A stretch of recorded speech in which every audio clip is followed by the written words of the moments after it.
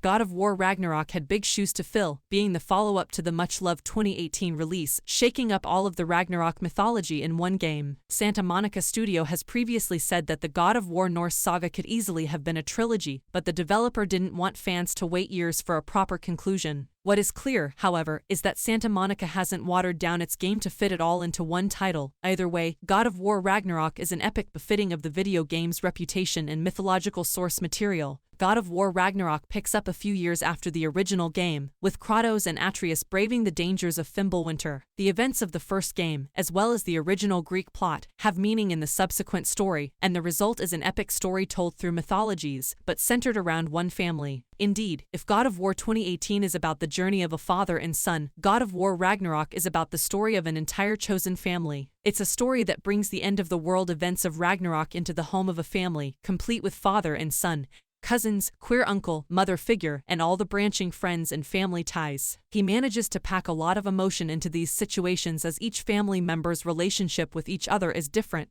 and the game doesn't shy away from frustrating and upsetting family dinners. Other than that, God of War Ragnarok weaves first love, pain, trauma and more into its story in a way that is nothing short of a masterpiece. It's not all doom and gloom and family drama either. God of War Ragnarok manages to thrust players into war-torn place after war-torn place, with enough levity surrounding it to make the game blazingly fast. It speeds up, slows down, and sometimes stops in a way that allows the story to progress while enjoying its slower moments. He knows when to relieve players of the larger events unfolding around them and when to stab them with a knife in surprising ways. God of War Ragnarok's story isn't what many fans would expect, and from start to finish, it's all for the better. That's not to say there aren't a weak spot or two here and there, but the sum of God of War Ragnarok is greater than its parts. This story is delivered thanks to a variety of actors, all of whom deserve awards for their performances. Each of God of War's Ragnarok characters feels individual, and at times raw as players wade through a bubbling pot of emotions. Kratos remains the lovable stoic, but his character arc shows how much he's grown. Atreus, too, has fully found his feet, though it's clear his journey is at a much earlier stage than his father's, and every character players encounter, whether it's Aesir, Vanir, Giant or otherwise, has the emotional depth and character development that side character fans wouldn't expect in any game.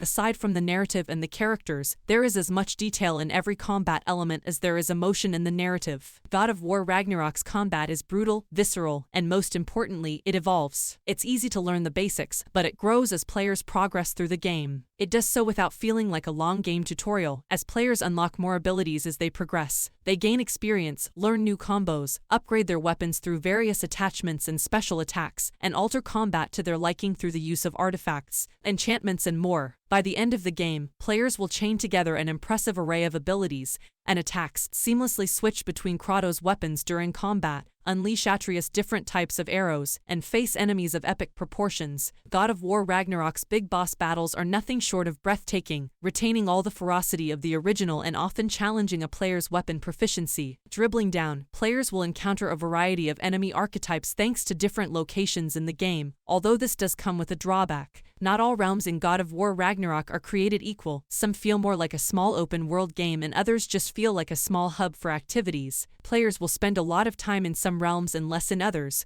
but, depending on the kingdom, players can fight their way through a bunch of simplistic enemies like wretches and nightmares. This gets better as the game opens up in later sections, but there's enough fodder for Kratos to unleash. As many no doubt know, Atreus accompanies Kratos throughout their God of War journey. It's one of many games that uses a two-protagonist game companion system like this, but suffice it to say, this system has increased tenfold in this sequel. With God of War Ragnarok, Santa Monica Studio has set a new standard for any game that wishes to follow this game format in the future, and it will be hard to meet. God of War Ragnarok's story and combat have a similar depth to them because they're so easily woven in and out of each other. It feels so natural that at times the transition from gameplay to story is almost unrecognizable, creating powerful moments where it feels like players are naturally intimidating someone when it's actually a cutscene. This depth translates into the puzzles found in God of War Ragnarok, as they start out pretty simple: throw Leviathan's axe, burn something with the blades of chaos, but as the game progresses they get more and more complex and unique. God of War Ragnarok is a journey through all its features, and the game is all the better for it. Combine that with God of War Ragnarok's impressive suite of accessibility features,